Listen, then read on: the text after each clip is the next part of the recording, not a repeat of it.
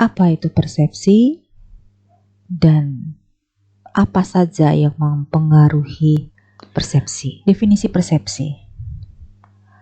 Persepsi adalah sebuah proses individu dalam hal mengorganisasi dan menginterpretasikan saraf sensoriknya dan memberikan arti buat lingkungannya. Jadi bagaimana cara kita untuk mengatur, mengorganize, serta mengartikan apa yang ditangkap oleh saraf sensori kita dan kemudian memberikan arti, memberikan maknanya. Jadi saraf sensorik yang kita miliki itu laksana sinyal sensor yang akan menangkap frekuensi sinyal yang lewat. Apabila sinyalnya itu ternyata dalam radius yang bisa ditangkap, tentu persepsinya bisa menerima. Tetapi kalau sinyalnya itu frekuensi yang lewat itu tinggi dan saraf sensoriknya tidak bisa menangkap, tentu akhirnya sensor itu tidak bisa membaca frekuensi yang lewat. Nah, sama juga dengan persepsi ini. Terkadang apa yang kita tangkap, apa yang kita nilai, bisa jadi berbeda dengan yang substansi secara realitas objektif. Kita perlu memahami hal ini. Kenapa? Karena perilaku orang-orang adalah selalu berdasarkan persepsi tentang apa yang dia tangkap, walaupun bukan realita yang sebenarnya. Kita lihat. Makhluk ini kita dengan yakin mengatakan itu adalah pusmeong. Bagi kebanyakan orang menganggap yang namanya pusmeong itu pasti manis. Hewan yang manis, yang manja, yang butuh dilindungi, dan juga hewan rumahan. Itu yang ada dalam persepsi atau benak kita. Tapi apakah benar seperti itu? Yang dianggap pusmeong itu sebenarnya adalah seekor singa. Singa tentu berbeda dengan pusmeong ya. Singa ini adalah hewan buas, binatang buas, dan dia memangsa. Sifat yang berbeda jauh dengan pusmeong. Atau juga kita terkadang merasa bahwa makhluk yang di depan kita adalah seekor dogi. Dogi bagi sebagian orang dianggap sebagai hewan yang setia, penurut, bisa menjaga rumah dan dapat diandalkan. Beberapa orang juga menganggap dogi ini adalah sahabatnya. Ya. Tapi ternyata setelah terkonfirmasi ternyata bukan dogi tetapi monkey. Ya, sama-sama belakangnya Y. Ya. Dua hewan ini juga perbandingan dua hewan yang sangat-sangat berbeda. Lalu kenapa sih terjadi perbedaan arti, perbedaan penangkapan sensor dan pengertiannya? Kenapa? Karena sesungguhnya persepsi itu dipengaruhi sejumlah faktor. Apa saja kalau gitu faktor-faktor yang membentuk persepsi, mempengaruhi persepsi, ya. Persepsi ini dibentuk dari 3 faktor. Yang pertama dari penilainya, ya, yang akan memberikan sebuah persepsi. kemudian dari target persepsinya, kemudian dari situasi yang terjadi. Ya. Seperti halnya sinyal, mungkin di waktu hujan, di waktu malam akan berbeda kecepatannya, berbeda kejernihannya dibandingkan pada saat tidak hujan atau pada waktu pagi hari misalnya, ya. Kita lihat di sini. Faktor dari penerima penilai persepsi di sini ada sejumlah sebab. Seorang penilai itu bisa saja dipengaruhi oleh kepribadiannya,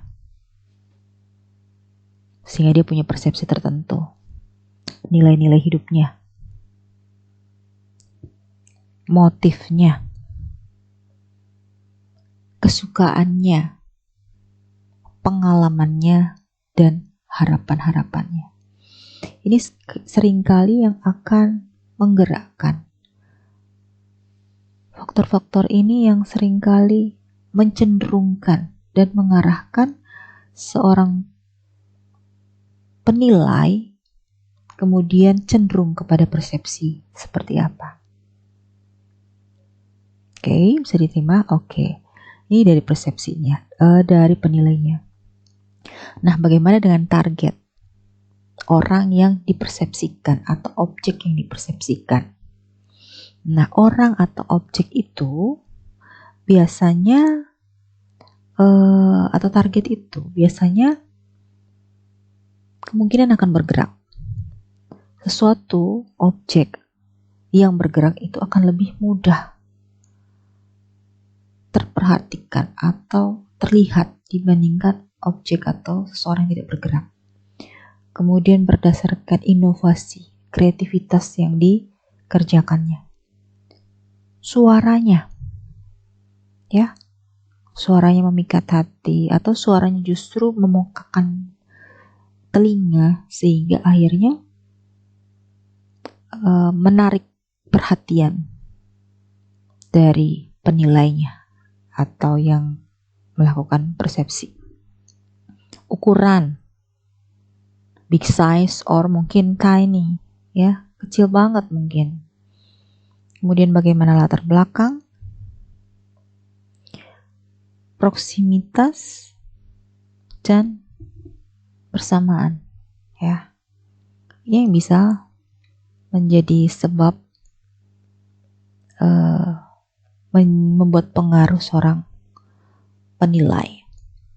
Selain itu tadi sudah disebutkan faktor yang berpengaruh lainnya adalah waktu. Waktu pagi mungkin kita melihat teman kita berbeda pada waktu malam pada saat kita ketemu di mall, dan kita tidak nyangka bahwa teman kita itu teman yang seseorang kita lihat di mall itu adalah teman sekelas kita yang mungkin sudah 2 bulan bersama-sama di kampus. Bisa berbeda. Kenapa? Karena waktu membuat seseorang merasa beda, waktu membuat seseorang tampil beda. Kemudian dalam pekerjaan atau dalam kehidupan sosial.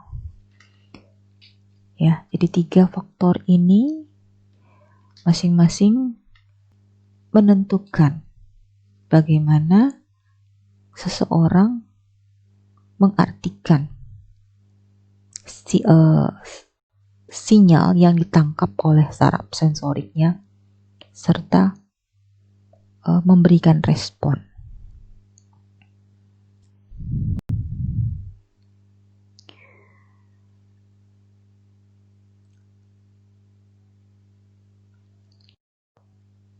Kalau tadi kita sudah mengetahui apa itu persepsi dan faktor-faktor pembentuknya, selanjutnya sekarang kita akan beralih pada persepsi orang. atau persepsi yang dibentuk orang satu dengan yang lainnya. Sebelumnya kita sepakati dulu bahwa benda-benda mati itu tidak punya motivasi. Benda-benda mati tidak punya niat, tidak punya kehendak, tidak bisa bergerak, sehingga tidak ada tuh yang perlu diamati. Ya, benda mati tidak punya keistimewaan lain selain diistimewakan oleh manusia. Nah, beda dengan manusia. Dengan orang. Orang itu punya kehendak, punya cita-cita, punya harapan, punya kemauan, punya latar belakang yang membuat dia melakukan pergerakan dan mempunyai keinginan. Ya. Sehingga kita berikan yang namanya atribut. Kita memberikan yang namanya atribut. Nah, teori atribut ini berusaha menjelaskan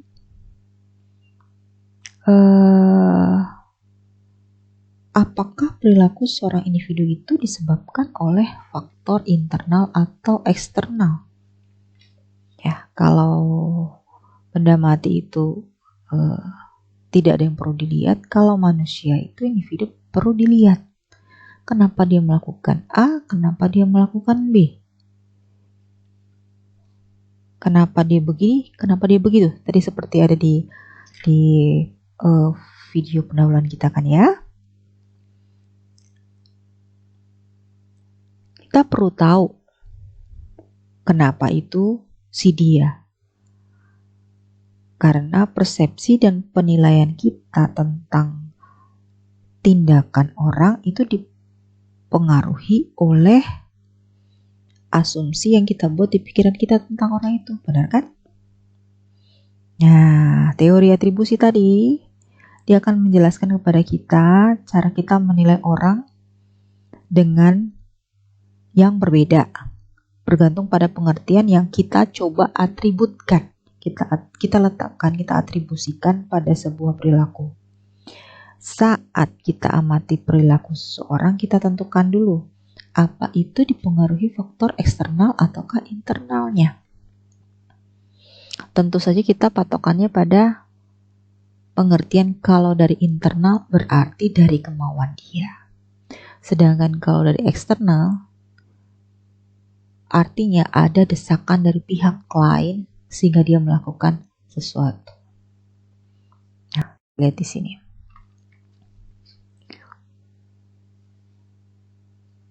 Perilaku yang disebabkan faktor internal tadi ya, kita percaya bahwa ada kendali dari pribadi individu. Sedangkan perilaku yang disebabkan eksternal adalah situasi yang akan mendorong atau memaksakan individu untuk melakukannya. Nah, misalnya ada salah satu mahasiswa yang datang terlambat masuk kelas. Bila diatribusikan karena bangun tidur kesiangan, berarti atribusinya karena faktor ya internal. Tetapi bila atribusinya dikarenakan banjir yang menghadang dari perjalanan ke kampus sehingga dia terlambat, berarti atribusinya pada faktor ya eksternal. Ya, bisa dibedakan ya, paham sampai di sini ya. Mana yang disebut internal berarti dari diri dia sendiri kejadian itu, atau eksternal yang di luar kendali dia. Nah, kita lihat di sini bahwa ada 3 interpretasi dari 3 faktor atribusi. Nah, perbedaan yang mencolok akan membuat kita bisa menentukan apakah itu berasal dari dirinya atau dari luar dari luar. Yang pertama, perbedaan. Kita lihat dari perbedaan. Perbedaan merujuk pada apakah seorang individu menampilkan perilaku yang berbeda pada situasi yang berbeda. Apakah seorang individu menampilkan perilaku yang berbeda pada situasi yang berbeda. Contohnya tadi ya, ada mahasiswa yang terlambat datang ke kelas hari ini.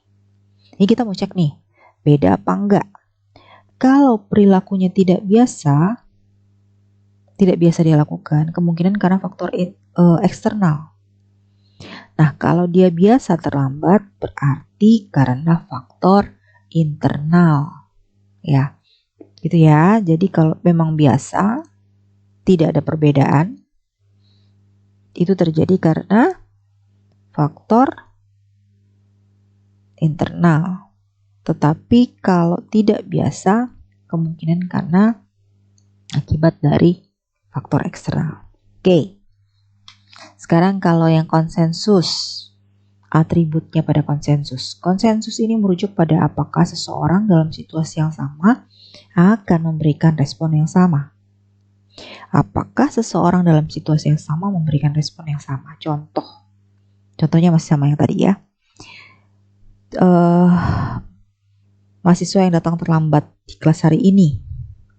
Jika konsensusnya tinggi dan rute perjalanannya dari rumah ke kampus itu sama dengan rute mahasiswa lain yang mahasiswa tersebut bisa tepat waktu, maka atribusinya diperkirakan atribut eksternal pada keterlambatan mahasiswa tadi. Kenapa? Karena mahasiswa lain bisa datang cepat kok, bisa tetap on time, tetapi dia tidak, padahal rumahnya sama. Nah, jika jaraknya lebih jauh dari yang dapat diperbandingkan, kemungkinannya keterlambatannya memang dari faktor internal. Ya, oke. Paham di sini ya? Oke, selanjutnya yang ketiga adalah konsistensi. Konsistensi ini merujuk pada respon seseorang dengan cara yang sama sepanjang waktu. Semakin seseorang konsisten berperilaku, semakin kita yakin dan kita mengatribusikan pada penyebab internal. Jadi seseorang kalau konsisten, ya itulah dia yang melakukan. Contoh, orang yang terlambat 15 menit nanti tidak akan dinilai dengan cara yang sama dengan mahasiswa yang belum pernah datang terlambat. Kenapa? Karena aslinya tuh dia tidak pernah terlambat, dia konsisten. Tetapi pada saat dia terlambat, tentu saja kita harus bisa mempertimbangkan, kemungkinan ini karena faktor yang dia tidak bisa kendalikan. Karena sebenarnya konsistennya dia adalah seorang mahasiswa yang on time. Jadi, perilaku individu adalah sejatinya. Perilaku individu adalah sejatinya dia karena faktor internal. Jadi kita melihat yang internalnya. Seseorang itu benar-benar memperlihatkan ciri khas tertentu jika kita perhatikan atributnya. Pertama, perbedaannya rendah atau mungkin zero, lebih bagus. Perbedaannya rendah. Yang kedua, makin serupa konsensus. Yang ketiga, makin tinggi konsistensi. Ya, jadi 3 ciri khas. Bisa salah satu bahwa dia tidak berbeda atau rendah perbedaannya. Yang kedua, serupa dengan konsensus atau ya mendekati konsensus. Dan yang ketiga adalah semakin banyaknya konsistensi. Itu baru kita sebutkan benar-benar sejatinya dia. Contoh kesempurnaan itu misalnya gini, nilai Albert untuk mata kuliah perilaku organisasi sama dengan mata kuliah lain. Nilai Albert untuk mata kuliah perilaku organisasi sama dengan mata kuliah lain, perbedaannya rendah. Jadi mata kuliah apapun kurang lebih nilainya gak jauh beda. Jadi perbedaannya rendah. Sementara itu mahasiswa lain memiliki nilai yang rendah dan ada yang tinggi. Jadi menggambarkan konsensusnya rendah. Dan nilai Albert konsisten untuk mata kuliah yang lain, terus-menerus nilai yang sama. Artinya dengan perbedaannya rendah, dengan konsensusnya rendah, dan konsistensinya tinggi, menunjukkan Albert adalah seorang mahasiswa yang kompeten. Kita yakin dia itu adalah pribadi yang kompeten. Baik, sampai di sini jelas ya. Kita bisa tahu, oh dia itu benar enggak? Ya, dia benar enggak? Internal atau eksternal? Ya, kalau eksternal itu, sedangkan dia tidak mengakui itu eksternal, maka tingkahnya adalah seperti seorang Pinocchio. Ini tadi ya, kita bedakan internalnya atau eksternal. Kalau internal berarti sejatinya dia, kalau eksternal itu bukan sejatinya dia. Baik. Saat kita membuat penilaian mengenai perilaku orang lain, kita cenderung meremehkan faktor eksternal dan melebih-lebihkan faktor yang internal. Contoh, manajer penjualan menyalahkan agen penjualan yang dinilainya pemalas dibandingkan dia menyalahkan diri sendiri yang kalah inovatif dibandingkan kompetitor. Ya, tingkah manajer ini disebut kesalahan atribusi fundamental. Individu dan organisasi sering terjebak juga yang namanya bias pelayanan diri. Mereka cenderung mengatribusikan kesuksesan mereka pada faktor-faktor internal seperti kemampuan mereka dalam berusaha. Tetapi kegagalan itu bukan milik mereka, tetapi milik orang lain. Jadi terlalu kita sebutnya dengan percaya diri atau sombong.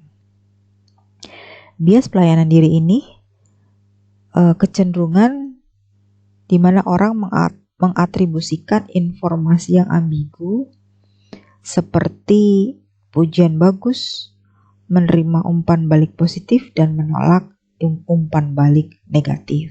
Ya, seseorang yang merasa sukses atau di posisi yang tinggi dibanding yang lain, biasanya akan lebih mendengar tepuk tangan dan tidak mau mendengar pembicaraan yang negatif mengenai dirinya. Ini adalah bias pelayanan diri.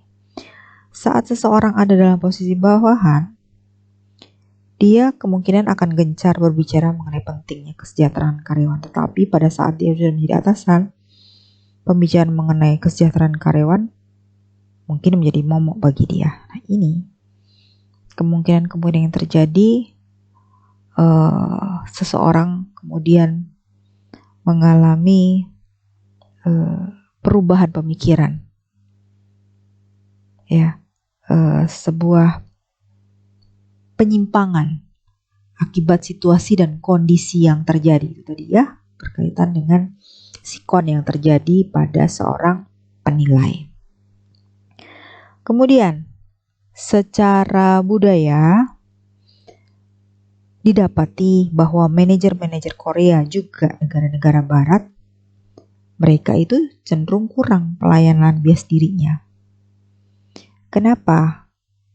Karena mereka berani dan cenderung menerima tanggung jawab atas kegagalan kelompok. Dan mereka akan mengatakan, saya bukan pemimpin yang cakap. Dan kemudian dia tidak mengatribusikan, dan dia tidak memberikan kegagalan itu pada anggota kelompok, tetapi dia meletakkannya pada dirinya sendiri. Nah, hal inilah yang akhirnya menjelaskan bagaimana mengapa surat kabar di Amerika Serikat selalu menampilkan nama eksekutif individu ketika perusahaan memiliki kinerja yang buruk.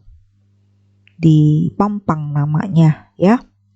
Sedangkan kalau yang media Asia sebagai negara dengan mayoritas budaya kolektif atau bersama-sama, mereka lebih memberitakan kegagalan sebuah perusahaan dibandingkan menyebut nama manajernya yang gagal.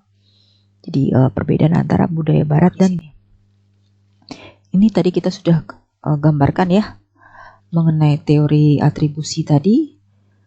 bagaimana observasinya melalui perilaku manusia, perilaku individu, interpretasinya apakah beda, sesuai konsensus atau konsisten. Di sini ada atribusi yang dikenakan apakah tinggi atau rendah, ya. Sudah kita bahas. Nih.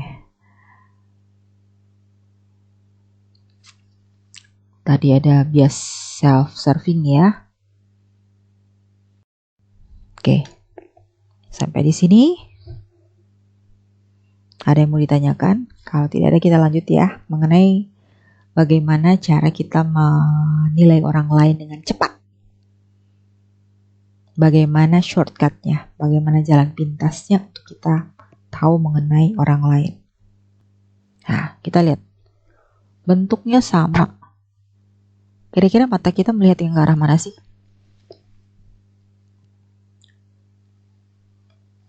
Mungkin melihat yang kelihatan menonjol atau warnanya beda. Ya. Bisa jadi melihat yang ini hitam, biru, merah, coklat, ungu, hijau, kuning. Yang lain nyaris tidak terlihat. Nah, bagaimana kita dapat membuat sebuah keputusan di sebuah data yang homogen? Kita melihat sesuatu sama persis. Apa yang harus saya bicarakan di sini? Rasanya sama semua, nggak kelihatan mana laki dan perempuan. Sulit, ya. Data belum ketahuan, data ambigu, kondisi tidak jelas. Saya harus memilih satu di antara yang lain. Apa yang harus saya lakukan? Terkadang juga kalau Bu dosen di sini pada saat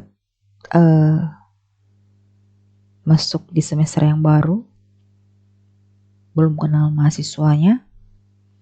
Nah, cara mendekati atau mengenal mereka untuk bisa memecahkan yang homogen ini supaya mulai terlihat dengan caranya Bu dosen biasanya memberikan challenge kepada salah satu dari mahasiswa yang mungkin berbaju sama, warna bajunya sama dengan Bu dosen, atau mahasiswa yang punya kategori tertentu. Mungkin menggunakan warna baju yang berbeda atau menggunakan aksesoris yang berbeda. Itu cara cepat untuk memperhatikan sekelompok objek yang sama. Kenapa sih kita melakukan jalan pintas? Ya karena memori kita terbatas. Kita tidak bisa memperhatikan atau menjelaskan 100 orang yang ada di depan kita dengan langsung cepat. Kita akan melakukan yang namanya metode-metode. Karakteristik sesuatu objek atau peristiwa yang menonjol akan mempermudah kita. Itu tadi karena kita terbatas. Misalnya di sini, kita lebih mungkin melihat mobil, ini ada parkiran. Kita lebih condong akan langsung melihat mobil yang mirip dengan kita. Dibandingkan kita memperhatikan keseluruhan. Keseluruhan mungkin sepertinya sama, tapi kalau kita, wah itu mirip mobil saya, itu lebih mudah ya. Atau misalnya kita pernah melihat atau menyaksikan sendiri atau mengalami sendiri di mana atasan akan memarahi orang yang sedang berada di dekat dia mengenai sebuah peristiwa, sehingga orang yang merasa seperti dimarahi akan kaget. Ini bos kenapa marah sama saya? Jadi bosnya itu justru atasan itu belum tentu marah di alamat yang sama. Dia hanya menumpahkan kepada karyawannya saja yang dekat. Barangkali atasan itu lagi marah dengan seseorang yang 10 kilo jauhnya daripada dia. Kenapa atasan melakukan itu? Ya karena atasan menggunakan yang namanya persepsi selektif. Menurut keinginan dia, menurut pengalaman dan menurut sikap. atau kejadian yang ada. Itu adalah yang disebut persepsi selektif. Dia menyeleksi berdasarkan apa yang ada dalam pikirannya. Ini akan membuat kita membaca dengan cepat, menilai dengan cepat, tetapi berisiko tidak akurat. Contoh lain lagi, dalam melihat kondisi pasar saham, kita tidak mungkin menganalisis seluruh industri yang ada. Biasanya seorang analisator akan menggunakan data rujukan latar belakang. Apa yang pernah terjadi, dia melihat tren lainnya, melihat juga industrinya dulu seperti apa. Kenapa? Dia lakukan itu untuk menjadi rujukan dan mempercepat pengambilan keputusan. Mungkin aja hal ini salah, atau mungkin bisa jadi itu benar. Tapi paling tidak ada pegangan yang dilakukan untuk mengambil mengeluarkan sebuah pernyataan. Baik, ini selektif ya. Berikutnya ada yang namanya halo effect. Efek halo. Efek halo digambarkan sebagai impresi umum mengenai seseorang individu berdasarkan karakter tunggalnya, seperti kecerdasan seseorang, kepopuleran seseorang, atau penampilan seseorang. Jadi ada satu buah karakter tunggal yang terlihat. Kalau kita lihat sini anak siswa SMP, mungkin pada saat kejadiannya kita sekarang berusia 40 tahun atau 30 tahun lebih tua dibanding teman-teman SMP, kita mungkin gak akan ingat semua. Yang kita ingat siapa? Yang juara umum, yang juara, yang cantik, yang ganteng, atau yang populer ya. Itu lebih cenderung diingat sebagai yang namanya jalan pintas berdasarkan halo effect. Pengaruh yang dikenal ya. Selanjutnya ada juga yang namanya efek kontras. Efek kontras ini merupakan sebuah evaluasi atau karakteristik seseorang yang dipengaruhi perbandingan dengan orang lain yang baru muncul dengan peringkat beda dalam karakteristik yang sama. Jadi sepintas selalu sama persis, tetapi kemudian ada yang muncul sama tetapi berbeda. Karakternya sama tapi peringkatnya beda. Sebagai contoh, di sini yang berdiri pakai hijab berwarna pastel, warna-warna muda ya, warna-warna muda. Tapi ada seseorang dengan hijab berwarna hitam. Itu tentu lebih memudahkan kita pada saat kita melihat. Kemungkinan kita akan melihat yang berwarna hitam dulu dibandingkan yang lainnya. Kemudian untuk mempercepat penilaian juga, untuk mempercepat persepsi kita yang terbentuk, biasanya orang melakukan stereotip. Perbedaan stereotip ini muncul ketika kita menilai seseorang berdasarkan kelompok asalnya atau pengelompokan tertentu, misalnya umurnya, kelompok umurnya. Oh, itu kelompok bapak-bapak manula misalnya ya.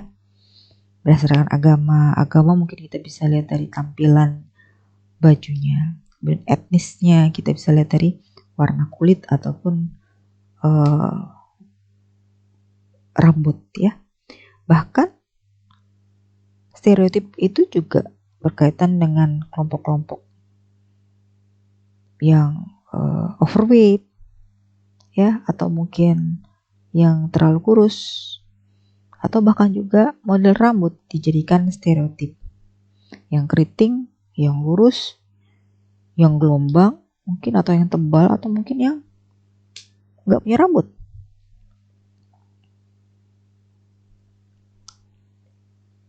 Nah, contohnya misalnya stereotip itu berkaitan dengan gender. disebutkan bahwa pria tidak lebih sabar dari wanita. Itu sudah merupakan pernyataan perbedaan, pernyataan stereotip, mengelompokkan orang lain berdasarkan gendernya. Kemudian ada juga yang mengatakan orang Solo mewakili Indonesia yang dikenal sebagai bangsa yang ramah dan penuh tata krama. Jadi Solo dianggap perwakilan Indonesia untuk melihat wajah Indonesia yang ramah dan penuh sopan santun. Misalnya seperti itu. Nah, bagaimana nih penerapan jalan pintas itu dalam perilaku organisasi? Kita lihat, mengenal orang dengan pintas itu bisa digunakan untuk interview pekerjaan, ya. Dan itu bisa menjadi jebakan juga, di mana efek-efek seperti halo effect, ya, seorang yang menarik akan lebih mudah tertangkap oleh indera. Kemudian berbicara mengenai stereotip mungkin saja terjadi atau faktor selektif lain. Nah, hal yang sama juga bisa terjadi di penilaian kinerja. Kita akan terarahkan cenderung pada pola-pola atau pada persepsi yang selektif. Atau kita membayangkan sebuah keputusan dengan mempersepsikan berdasarkan efek halo. Bisa terjadi, ya. Dan juga meliputi pemberian gaji atau kenaikan karir, ya. Sifat-sifat yang berupa angka dan keputusan sedikit banyak akan dipengaruhi jalan pintas dalam mengambil keputusan berdasarkan persepsi.